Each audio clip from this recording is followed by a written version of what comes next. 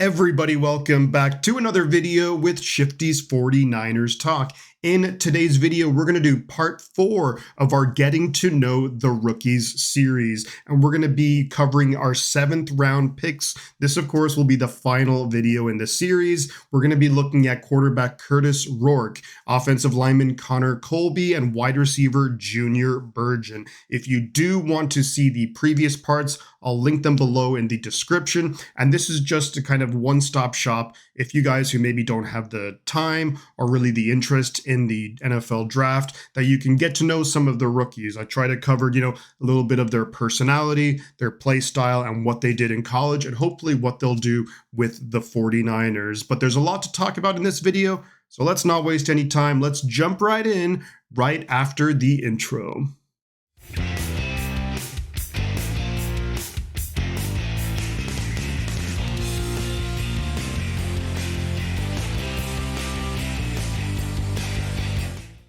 Let's kick off the video talking about quarterback Kurtis Rourke, drafted out of Indiana in the 7th round, pick 227 overall. You look at Kurtis, he is originally from Ontario, Canada. He's 6'4", 220, so good height, good size at the quarterback position. He spent 6 years in college, hence why he's 24 years old coming out of college. 4-year starter, and for 3 of those years starting, it was with Ohio in the MAC conference, the Mid-American Conference, not Ohio State, Ohio. He spent his final year then at Indiana, actually finished 9th in the Heisman voting. So he had a really solid year last year. We're going to talk a little bit about that. So in that final year, he had over 3,000 passing yards, 3,042 to be exact, 29 touchdowns, 5 interceptions, and a 69.4% completion rate. Something that actually needs to be noted here is that he played a number of games in last season with a torn ACL, hence why you haven't seen or heard anything from him in training camp. You're not going to see him in preseason. I think this rookie year is going to be basically a redshirt year, a year for Kurtis to get healthy, get familiar with the playbook, familiar with the surroundings, teammates, all of that good stuff. And ideally, next season, he's probably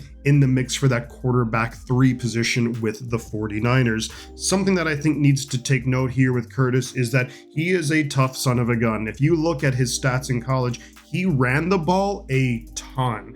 We're talking like 60, 70 plus rush attempts, and these were for tough yards. We're not talking he's like Russell Wilson getting out of bounds. Like, Kurtis Rourke is a tough runner. He's not afraid to fight for those extra yards, and sometimes that can be just absolutely key when it comes to a 3rd and 2 and the pocket breaks down. Can you scramble? Can you pick up even those 3 yards to get the first down, extend the drive? He's someone who's not afraid to use his body. The downside of that is, yes, he's taken a lot of hits, and it can lead to things like injuries, which we saw with the torn ACL. Overall, though, I think Kurtis is a guy who scans the field really well. When given the time in the pocket, he can go through his progressions. He has a good arm, solid arm, throws with really good touch, and that's super important in a Kyle Shanahan offense where you have so many intermediate throws. Where can you get it over the linebacker, but still to the receiver where they can make a play?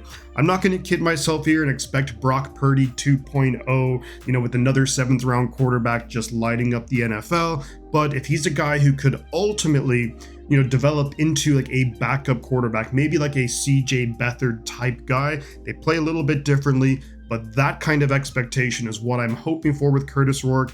If he can be that quarterback 2, quarterback 3, I'd really like this value in the draft. Let's move on to Connor Colby, the offensive lineman out of Iowa. He's 6'6", 309, and originally from Cedar Rapids, Iowa.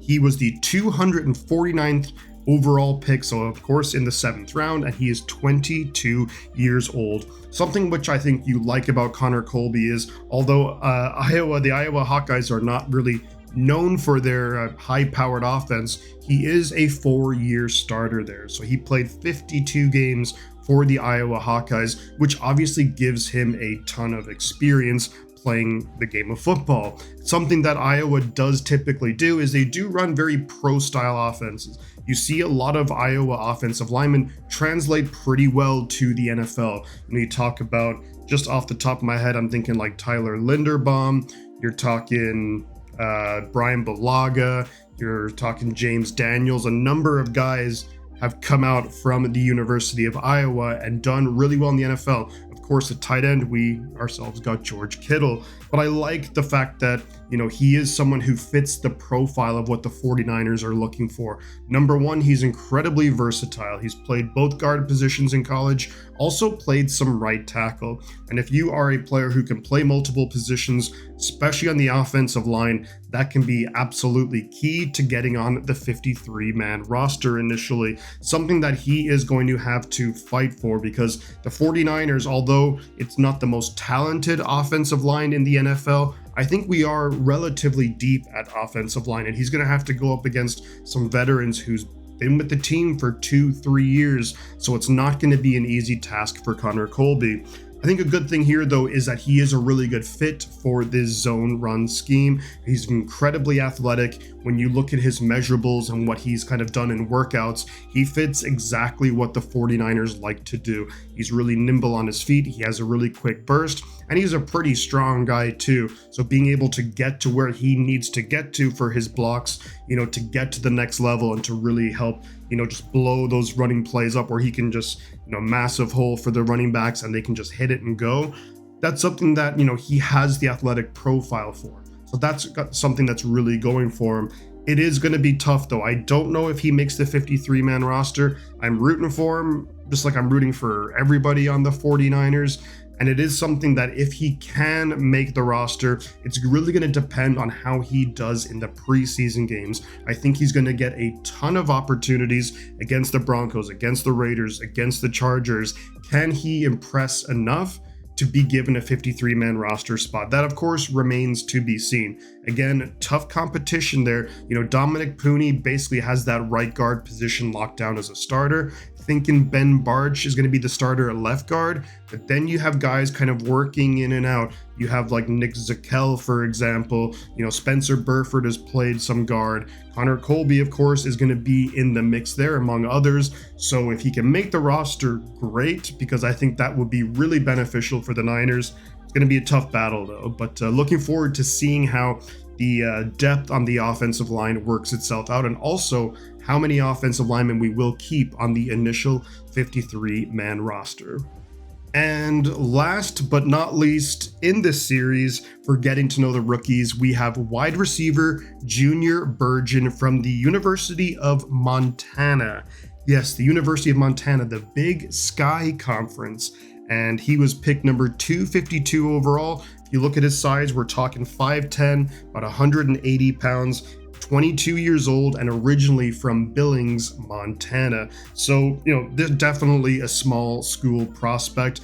And I'll be honest with you, I'm someone who follows the draft relatively closely. When the Niners picked him, I was like, I've never heard of the name. I was not familiar at all. He's an intriguing prospect, though, so that is something, that doing a little research has kind of opened my eyes a little bit as to why we went with a guy like Junior Bergen. So he's a 4-year player at the University of Montana. He initially started out as a running back in his freshman year, had about 400 rushing yards. Then he actually moved to the wide receiver position. It took until his junior year until he really made his mark at the University of Montana with regards to playing wide receiver. So that year, 59 catches, 791 yards, and 5 touchdowns. Followed that up his senior year with 48 catches, 542 yards, and 3 touchdowns. Now, look, those numbers are not mind-blowing, and it's in a not-so-great conference, so you're thinking, what's the big deal about this guy? Well, wait until I tell you about his numbers with regards to punt returns. In his career, he has 8 punt returns for touchdowns. So methinks that Brant Boyer, the special teams coordinator, had a big say in this draft selection. Also, I think another stat that's just wild to me is per return in college, he averaged 16.7 yards average return, which is insane. think about it. I mean, if the team punts, it's like a 55-yard punt, which is an elite punt. You're getting 16, 17 yards of that back on average. That's insane. That's really good. Can he duplicate those kind of numbers at the NFL level? That's going to be incredibly difficult. I think that would be an absolutely unfair expectation of Junior Bergen, but you never know. Could he be a Devin Hester type guy? That would be awesome. He also does have a kick return touchdown, so I think in order for Bergen to make this roster, it's going to be, can he be elite when it comes to the special teams part of his game? You know, the wide receiver position, we are missing a number of guys, and I've mentioned that I feel like in every video that I've done recently. You know, Ayuk's going to be out. You know, Jawan Jennings, I think his calf is bothering him. However, I think with the new contract, his calf will feel a whole lot better. But Demarcus Robinson's going to miss some time. So, you know, the Niners do need depth at that position. I just don't know if Bergen's going to be, I mean, if he can make plays in preseason and keep doing his thing in practice, you never know. But I think he's going to have to show a lot with regards to special teams. Can he also be, let's say, a good gunner on special teams, you know, getting downfield, making tackles? That's going to be the way he makes the 53-man roster. Do I think he makes it? Probably not. I do think he'll probably end up getting waived, and hopefully we can put him on the practice squad, because if you do have a dynamite electric player who can make big plays, even a punt return, you know, that can just be an absolutely game-changing, game-breaking play.